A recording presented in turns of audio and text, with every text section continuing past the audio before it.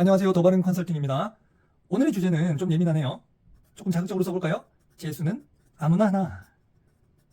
이 노래 제목이랑 비슷하죠? 이거 알면 좀 나이가 있으신 분인데. 자, 재수를 꿈꾸는 학생들이 많습니다. 지금 현재 수시 1차 발표가 됐고요. 정시 수능 성적표가 나온 상태입니다. 그래서 집집마다 재수한다는 아이들 때문에 고민하는 경우가 많아요. 거기에 대해서 한번 이야기를 해보겠습니다. 아이들이 재수를 꿈꾸는 이유는 뭘까요?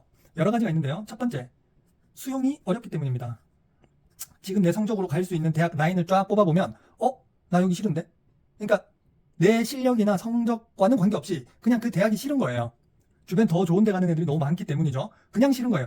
내가 8,000원을 냈으면 짜장면 짬뽕밖에 못 먹거든요. 근데 8,000원을 들고 왔지만 이런 면 요리 싫은 거야. 최소한 양장피 이상 먹고 싶어. 뭐 이런 현실을 받아들이기 힘든 상황인 경우가 많습니다. 그 다음 분위기에 휩쓸리는 경우가 많죠. 특히 모모동 같은 학군지는 애초부터 재수를 염두에 두고 입시를 하는 분들이 많습니다. 그래서 너무 자연스럽게 재수를 받아들이는 경우가 많아요. 주변에 너도 하고 너도 한다? 그럼 그냥 나도 할까? 이런 식으로 분위기에 휩쓸리는 경우가 많습니다. 그 다음 왠지 모르게 재수하면 오를 것 같아요. 이게 이제 폭망으로 가는 지름길이죠. 대부분 애들이 재수하면 왠지 뭐 성적이 오르기로 누가 약속이라도 해놓은 것처럼 굴거든요. 요거에 대해서 좀 이따 말을 해보겠습니다. 그렇게 쉽게 오르지 않아요. 그 다음 요거 비슷한 건데 잘 될 것만 같은 긍정적인 헛소리를 하죠. 대부분들 이런 생각을 합니다. 안 될 것 같으면 누가 재수하겠습니까? 그죠? 자, 요건 애들 생각이고요. 지금 또 필요한 걸 알려드릴게요. 가장 먼저 뭘 하셔야 되냐? 가치 판단을 하셔야 됩니다. 가치 판단이란 재수를 했을 때 본전 뽑을 수 있냐 이거죠. 우리가 재수를 할 때는요. 가장 먼저 인생 1년을 투자하게 됩니다. 우리가 1년 동안 매일 무언가를 한다고 생각해보면 정말 많은 걸 배울 수 있거든요. 예를 들어서 매일 수영을 한다. 수영을 아주 잘하는 사람이 될 수 있죠. 매일 탁구를 친다. 탁구 잘하는 사람이 돼요. 심지어는 매일 어디 가서 일을 배우면요. 비록 보조겠지만 보조를 떼는 날이 다가옵니다. 1년 내내 일을 하면요. 제가 예전에 요건 개인적인 얘기인데 도배일을 좀 배웠습니다. 이제 디모도라고 하죠. 시로도라고도 하고 보조인데 한 1년을 쫓아다니면서 열심히 하면 보조 중에 꽤 잘하는 사람이 돼요. 그래서 한 2년 내지 3년 쫓아다니면 보조 딱지를 뗍니다. 그러면 어엿한 직장인이 돼요. 직업인이 되고 기술인이 됩니다. 1년이라는 시간은 그렇게 뭔가를 이룰 수 있는 기간이거든요. 그런데 그 시간을 투자하는 거예요. 아이들이 생각하는 것보다 굉장히 값어치 있는 무언가를 내놓고 시작하는 게임입니다. 당연히 아시겠지만 플러스 비용도 들어요.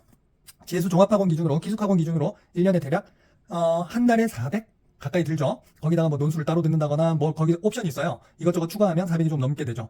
심지어 기숙이 아닌 서울에 있는 재수학원을 가게 되면 학원비만 이 정도 들고 반값을 따로 생활비를 따로 내야 됩니다. 상당히 돈이 많이 든다는 거. 그 다음 평가해야 될 부분이 내가 목표로 하는 대학과 지금 현재 합격한 대학의 급간 차이를 확실히 비교를 해야 됩니다. 그냥 막연하게 재수하면 어쨌든 성적이 오르니까 여기보단 좋은 대학 가겠지 이런 건 말이 안 돼요. 내가 현실적으로 1년 동안 이뤄낼 수 있는 성적, 그 성적으로 갈 수 있는 대학, 그리고 내가 오래 갈 수 있는 대학 두 개를 비교해 보는 거예요. 이렇게 얘기하면 너무 두루뭉실하니까 제가 약간 논란이 있을 수 있지만 워낙 구독자가 적기 때문에 그냥 학교 이름으로 얘기하겠습니다. 대구대에서 계명대를 가겠다. 또는 계명대에서 영대를 가겠다. 저 같으면 재수 안 합니다. 왜냐? 요거보단 요게 좋죠. 요거보단 요게 좋고.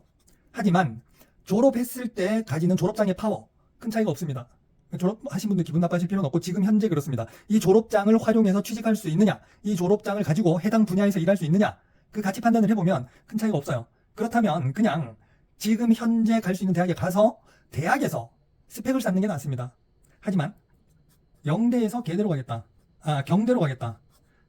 저는 1년 투자할 가치가 있다고 봅니다.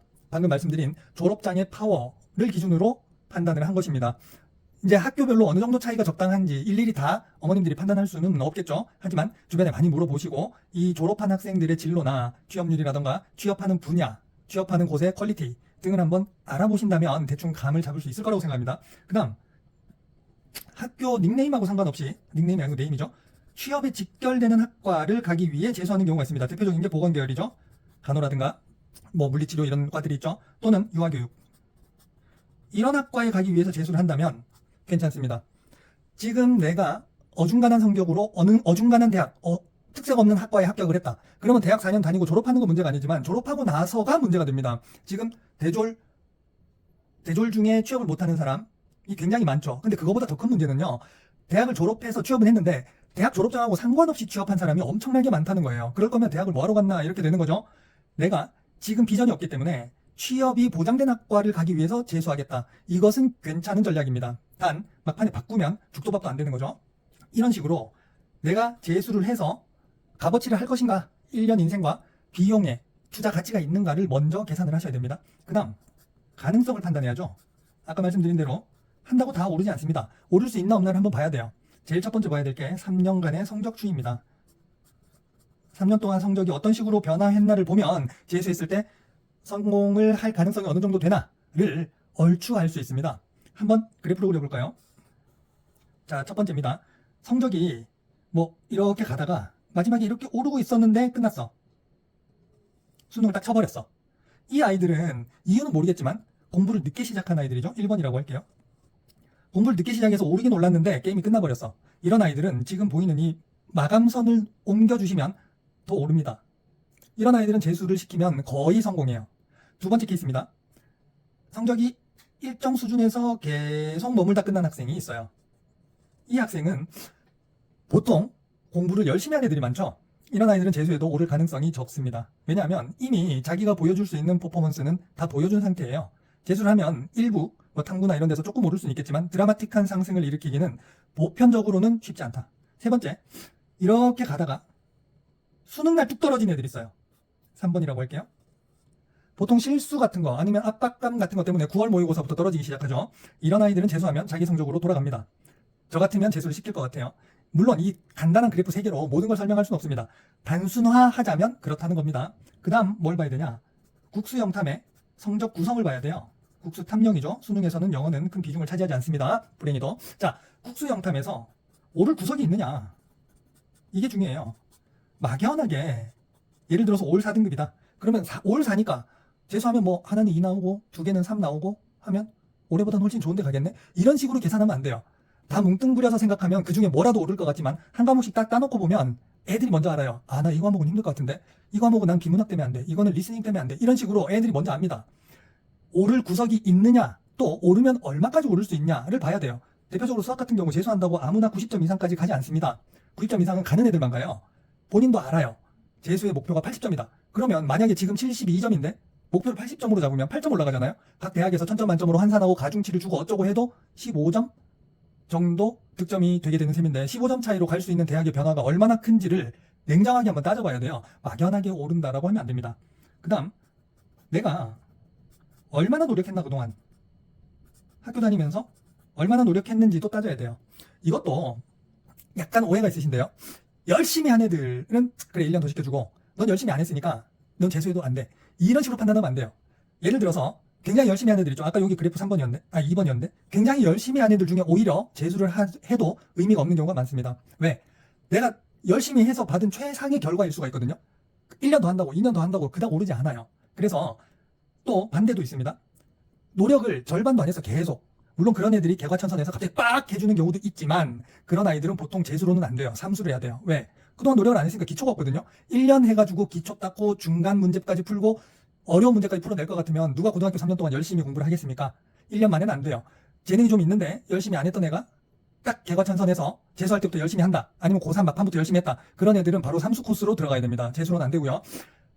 재수를 해서 플러스 알파가 될 정도의 노력 구간이라는 게 있어요. 그러니까 무조건 열심히 했기 때문에, 열심히 안 했기 때문에 이걸로는 판단할 수가 없습니다. 근데 이렇게 얘기하면 조금 막연하니까 제가 그냥 아주 간단하게 적합한 아이들과 부적합한 아이들 그래프 한번 그려보겠습니다. 자, 첫 번째, 아까 전에 말씀드린 대로 성적이 어느 정도로 가다가 마지막에 딱 올라가기 시작했는데 끝난 애들 적합입니다. 얘들 재수하면 올라요. 두 번째, 어느 정도 성적을 유지하다가 마지막에 뚝 떨어진 애들, 얘네 재수하면 오릅니다. 자기 자리로 돌아갈 뿐만 아니라 조금 올라요. 세 번째, 어느 정도 선에서 계속 유지하던 애들 잘 안 오릅니다. 이 어느 정도가 도대체 어떤 라인에서 어느 정도냐, 이게 1, 2에서 이렇게 됐냐 3, 4에서 이렇게 됐냐에 따라서 좀 다르긴 합니다만 보편적으로 그렇다는 뜻입니다. 네 번째, 4등급 이하에서 계속 유지하던 애들, 이 아이들도 성공 가능성이 낮아요. 왜? 이 아이들은 기초가 없고 기본적으로 성실히 공부를 해본 자산이 없습니다.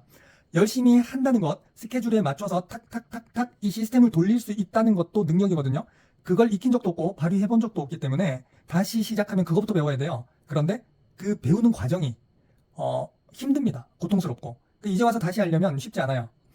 보통 4등급 정도 있는 아이들이 갑자기 재수한다고 나오는 경우가 많거든요. 그럼 엄마 아빠도 다 그렇게 얘기를 해요. 너 그동안 열심히 안 했는데 갑자기 왜 그러니? 너 재수시켜주면 진짜 열심히 할 거니? 엄마는 못 믿겠다. 그러면 애가 진짜 열심히 할 거다 한번 믿어줘라. 막 그러면 자식을 믿고 싶어지잖아요. 그런데 결과가 배신하는 경우가 의외로 많다. 자, 그러면 재수의 유형에는 어떤 게 있나? 첫 번째, 독학을 하면서 인강을 활용하는 방법이 있습니다. 두 번째, 통학학원에 다니는 방법이 있죠. 통학학원이란 학교 다니듯이 아침에 가서 하루 종일 거기서 수업 듣고 자습하고 하다가 끝나면 보통 밤 10시쯤 집에 귀가하는 거죠. 세 번째, 기숙학원이 있습니다. 이것도 아이 성향을 보면서 잘 배치를 시켜줘야 최상의 결과를 얻을 수 있어요. 기본적으로 독학을 하겠다, 인강을 보겠다 하는 애들은 베이스가 탄탄한 애들만 이렇게 할 수 있습니다. 베이스가 탄탄한데 실수로, 수능날 실수해서 재수하는 애들이 보통 이렇게 하면 성공할 가능성이 많아요. 독학하겠다는 건 기본적으로 내 생활을 관리할 수 있다, 유혹을 이겨낼 수 있다라는 뜻입니다. 그리고 본인의 의지가 강한 애들이에요. 이 정도 애들이 아니면 독학 인강으로 망하는 애들이 훨씬 많습니다. 어중간한 실력으로, 어중간한 의지로 독학한다는 애들 많거든요. 걔네는 거의 망해요. 왜? 유혹을 떨쳐내는데 에너지가 너무 많이 소모돼요. 그것만 해도 이미 공부에 방해가 됩니다. 통학으로 다니는 아이들은 의지가 강해야 돼요. 왜? 이게 이제 아버지들은 아실 텐데 현역으로 군대 간 사람과 경찰 의경 간 사람의 차이거든요. 군인들은 아예 사회와 격리가 되어 있죠. 그런데 경찰들은 이 민간인들이 있는 사회 속에서 같이 살아요. 같이 살기 때문에 보고 듣는 게 많죠. 마찬가지예요. 통학학원에 있으면요, 아침에 가는 시간, 밤에 끝나고 오는 시간, 끝나고 나서 집에 머무는 시간 그 자체가 유혹으로 작용합니다. 그 시간을 쉬는 시간으로 활용하고 싶어져요. 그리고 주변의 친구들하고 계속 연락이 되고 하니까 처음에 친구들이 연락이 오면 안 돼, 나 공부해야 돼 뭐 하다가 3번, 4번 연락 오면 그중에 한 번은 또 나가게 되거든요. 그걸 참아낼 수 있는 의지가 있어야 돼요. 기숙학원은 제가 볼 때는 가장 좋습니다. 옛날에 사법고시 공부하는 사람들 절에 들어와서 막 공부하고 그랬잖아요. 그런 느낌이에요. 보통 경기도에 많거든요. 그냥 공부하는 기계들이에요. 아침 6시, 6시 반에 깨워서 제조하고 밥 먹이고 그때부터 그냥 수업 들어가는 거죠. 하루 종일 수업합니다. 학교처럼. 그리고 오후 한 4시부터 자습 계속하고 중간중간에 시험 치고 또 모자란 애들 불러다가 따로 조금 클리닉 같은 거 들어가지고 뭐 전자기기 이런 거 싹 걷어가서 아무것도 못해요. 그냥 아무것도 못해요. 여기 있으면 공부 말고 할 수 있는 게 없습니다. 좋은 점은 내가 내 의지로 무언가와 싸울 필요가 없어요. 그냥 여기서 남들도 다 그렇게 살기 때문에 눈 떠서 시키는 대로 하고 그러다 공부하고 그러다 자고 그렇게 1년 보내면 돼요. 의지력이 소모가 되지 않는다는 게 가장 좋다. 플러스 부모님하고 싸울 일이 없다. 자, 결론 내드리겠습니다. 일단은 객관적으로 내 아이를, 내 스스로를 평가하고 분석해라. 그래서 성공 가능성이 있는지를 확인을 하는 게 최우선이다. 그 다음 성공 가능성이 보일 때만, 있을 때만 재수해라. 그냥 남들 따라 재수하는 건 너무 손실이 크다. 세 번째, 본인에게 맞는 적절한 방식을 찾아라. 요게 어우러졌을 때만 재수를 성공할 수 있습니다. 참고로 제가 그동안 만난 학생들 중에 재수를 하고 싶어하는 학생은 수도 없이 많았는데 조금 이야기하다 보면 재수 성공 가능성이 진짜 기가 막히게 보입니다. 아, 얘는 진짜 시켜줘야겠다. 시켜주면 무조건 오른다. 또는 아, 얘는 재수 시켜줘봤자 거의 소용이 없겠다가 기가 막히게 보입니다. 그걸 근거로 아이에게 기회를 줄지 말지를 결정을 해야 돼요.